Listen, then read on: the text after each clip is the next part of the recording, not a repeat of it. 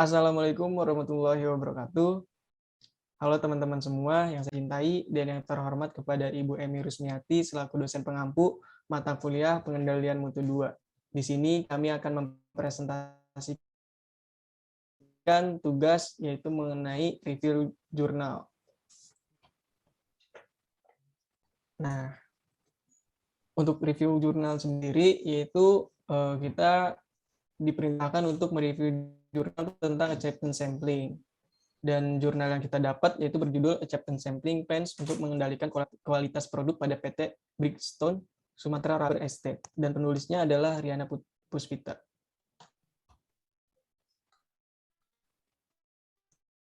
Untuk anggota kelompok, di sini ada saya dengan NIM 11236 dan rekan saya NIM 11231.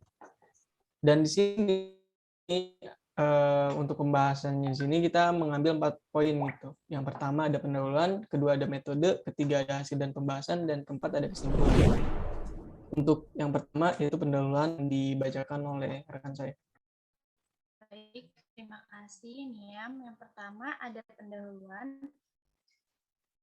Industri sangat amat penting untuk dilakukan agar dapat menghasilkan produk yang memenuhi standar.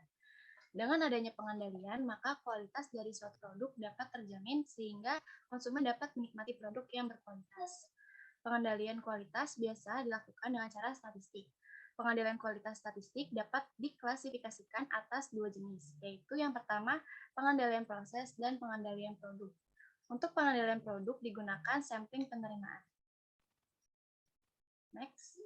Perencanaan penerimaan sampling variabel menggunakan metode MIL-STD 414. MIL-STD 414 adalah singkatan dari Military Standard 414 yang merupakan salah satu dari teknik untuk rencana sampel penerimaan atau acceptance sampling plan yang bersifat variabel.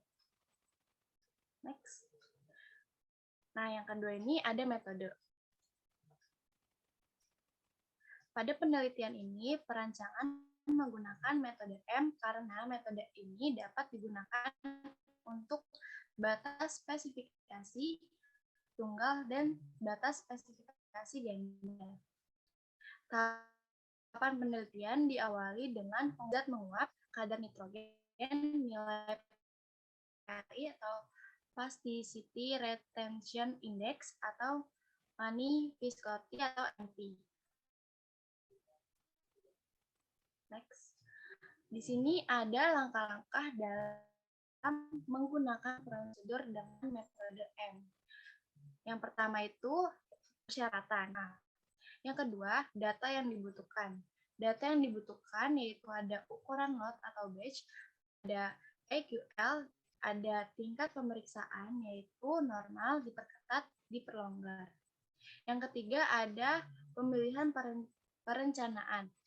Pemilihan perencanaan ini yang pertama tentukan kode huruf dari ukuran lot atau batch dan tingkat pengawasan normal diperketat atau diperlonggar. Yang kedua dari kode huruf dan EQL ditentukan ukuran sampel sama dengan N dan nilai M. Next. Nah, yang keempat ini ada elemen. Yang pertama ukuran sampel, yang kedua statistik. Yang ketiga tentukan persen defektif, yaitu yang pertama ada spesifikasi atas yaitu tentukan PU persen dari QU dan N. Yang kedua, spesifikasi bawah yaitu tentukan PL persen dari QL dan N. Yang ketiga, ada spesifikasi ganda yaitu tentukan P persen sama dengan PU persen ditambah PL persen. Yang keempat ini, yang D, ada kriteria kepuasan. Nah, kriteria kepuasan ini ada 3. Yang pertama, untuk spesifikasi atas yaitu PU persen kurang dari M. Yang kedua, ada spesifikasi bawah yaitu L persen kurang dari M. Yang ketiga, ada spesifikasi ganda sama dengan P persen kurang dari M. Nah, kriterianya itu juga ada kriteria penolakan, yaitu tolak hasil yang lain. Yang kelima, ada tindakan menerima atau menolak lot. ukuran mencari indeks mutu QL dan QU dengan metode standar deviasi untuk keragaman tidak diketahui adalah sebagai berikut. Di sini ada rumusnya, yaitu QU sama dengan U dikurang X bar dibagi S. Untuk rumus QL yaitu X bar dikurang L dibagi S. Di sini ada keterangannya, yaitu untuk QU adalah indeks mutu untuk spesifikasi atas, dan QL indeks mutu untuk spesifikasi bawah. Keterangan ini ada X, yaitu nilai rata-rata dari data yang diuji.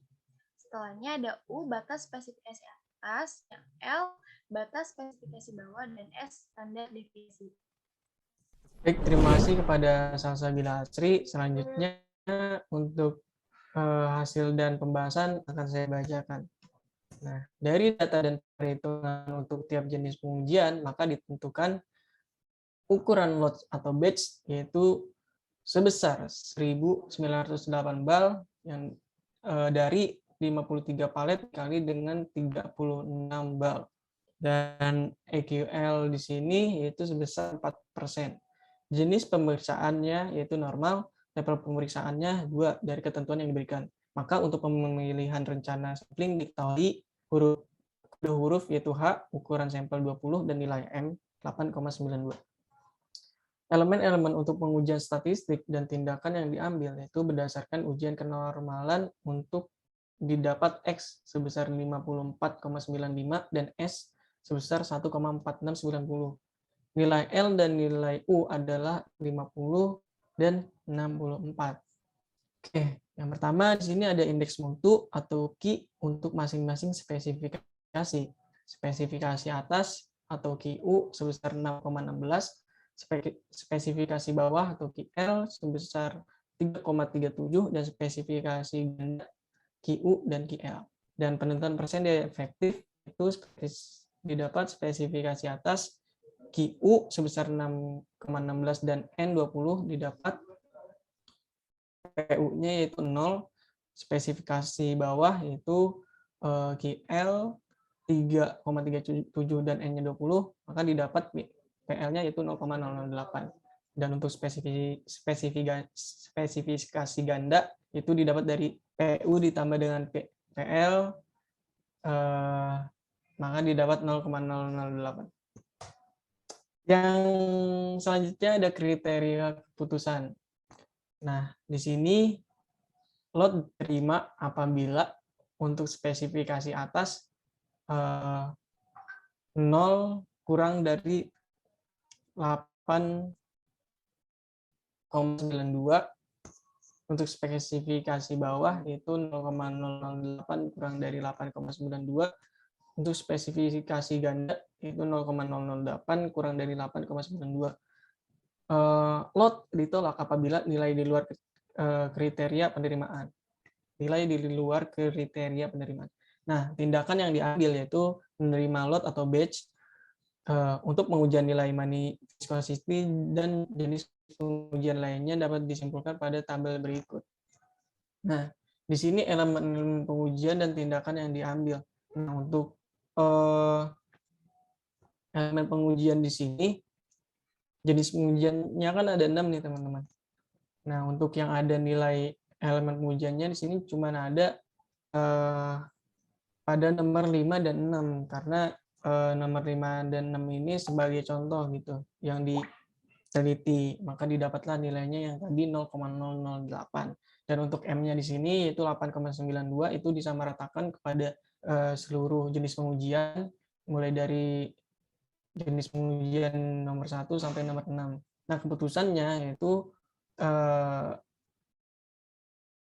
semua lot ditolak kecuali nilai PRI dan nilai money viscosity. Nah, berdasarkan tabel sebelumnya dapat dilihat bahwa pengujian nilai PRI dan nilai money viscosity yang diterima. Nah, maka peralihan pemeriksaan dapat dilakukan dengan cara memperlonggar tingkat pemeriksaan dengan mengubah tingkat pemeriksaan satu tingkat ke kiri, yaitu 1 atau mempertahankannya. Nah, sedangkan untuk pengujian kadar kotoran, kadar abu, dan kadar zat menguap, dan kadar nitrogen lot ini yaitu ditolak. Maka peralihan pemeriksaan dapat dilakukan dengan cara memperketat tingkat pemeriksaannya dengan mengubah tingkat pemeriksaan 1 ke kanan, yaitu 3. Dan untuk kesimpulan dari jurnal di sini yaitu berdasarkan hasil perhitungan sampling penerimaan dengan menggunakan MIL STD 414 didapat hasil bahwa untuk karakteristik mutu kadar kotoran, kadar abu, kadar zat yang menguap, dan kadar nitrogen adalah lot ditolak. Untuk itu, pengalihan pemeriksaan dapat dilakukan dengan cara memperketat tingkat pemeriksaannya. Sedangkan untuk karakteristik mutu nilai PRI dan money viscosity diketahui bahwa lot diterima. Untuk itu, maka pengalihan tingkat pemeriksaan dipertahankan. Mungkin untuk pemaparan resume jurnal kali ini cukup sekian. Apabila ada salah kata atau salah ucapan, mohon dimaafkan. Saya Muhammad Niam dan rekan saya Salsabila Sri pamit undur diri. Wassalamualaikum warahmatullahi wabarakatuh.